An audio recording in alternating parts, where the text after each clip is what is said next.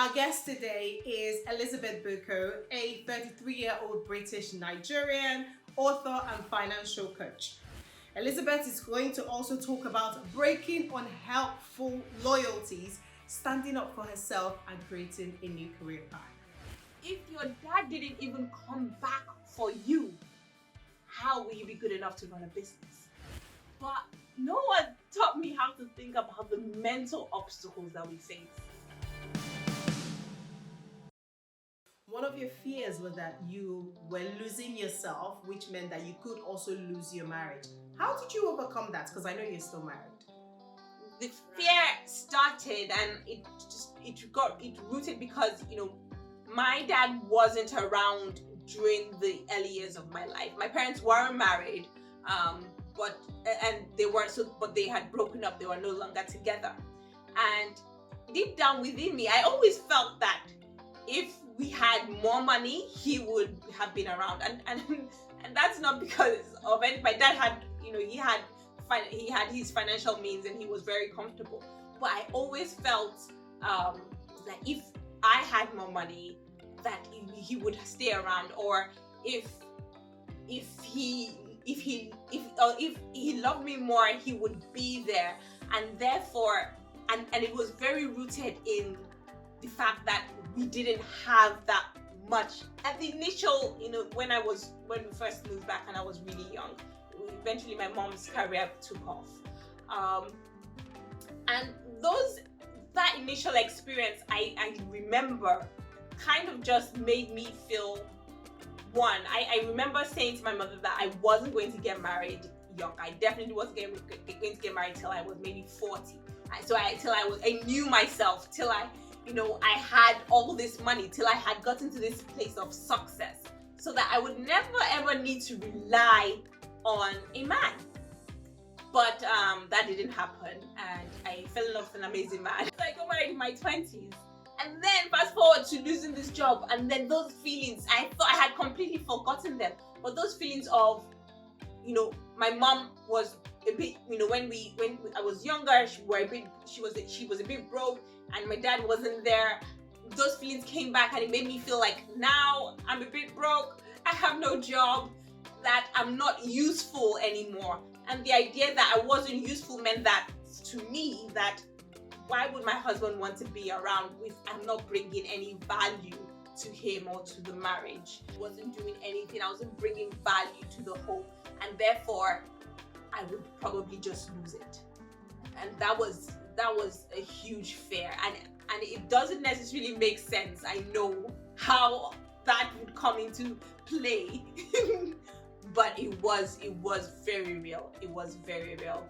I started studying about money in the Bible, and also studying about myself and how I think about money and where that stems from.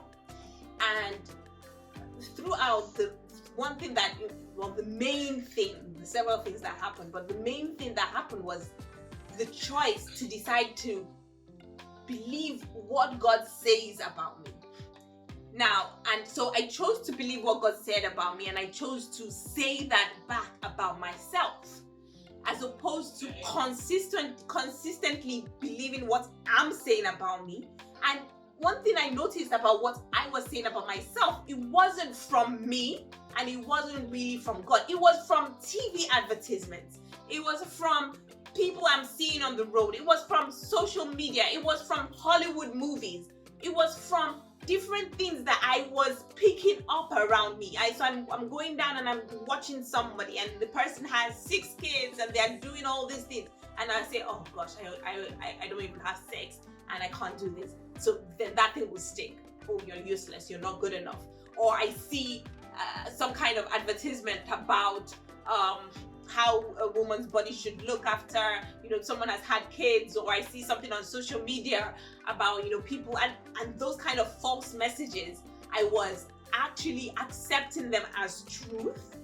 And so when I started looking at the Word of God and really choosing to believe that, oh, God has said that He has made me fearfully and wonderfully made. I'm like, right, okay. He said I should have the power of love. He's given me love. He's given me peace. He's giving me sound mind. He's not giving me a spirit of fear.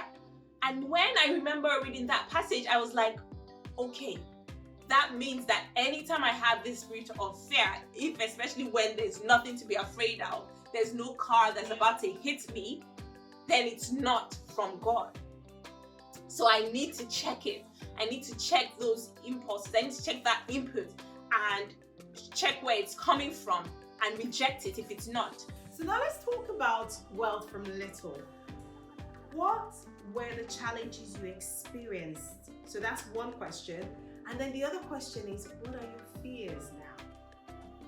When I first set up Wealth from Little, I wanted to just focus. I initially wanted to focus on just pure financial knowledge, pure financial education, literally financial education.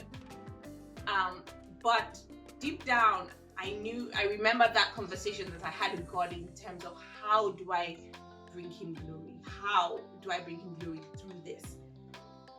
And so I knew that it wasn't just going to be pure financial education.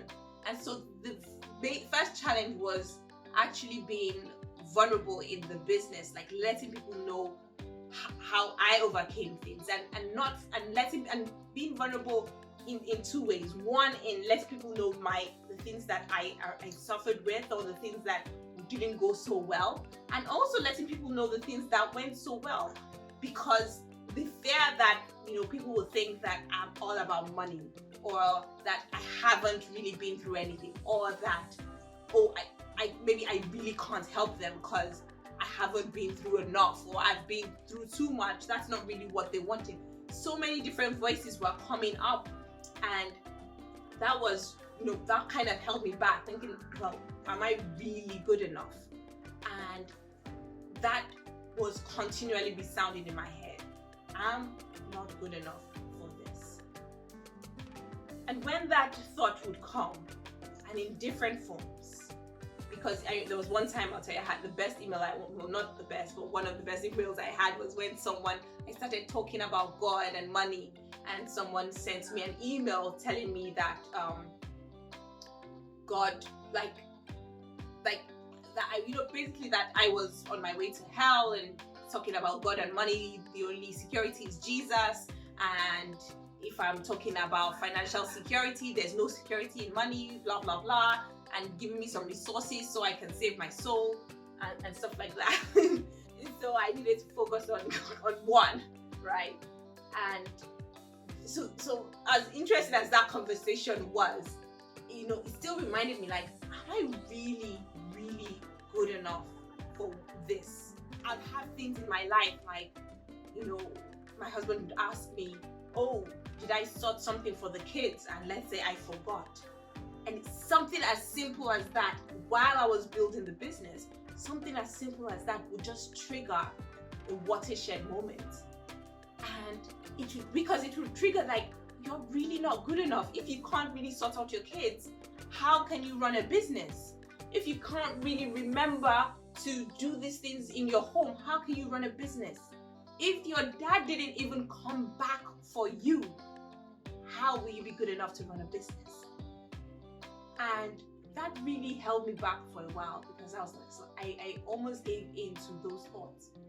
Because the normal challenges that people face in terms of marketing or PR, those were not really challenges for me, because my parents taught me my mother and my grandmother per se, they taught me how to think about the physical challenges and physical obstacles that we face.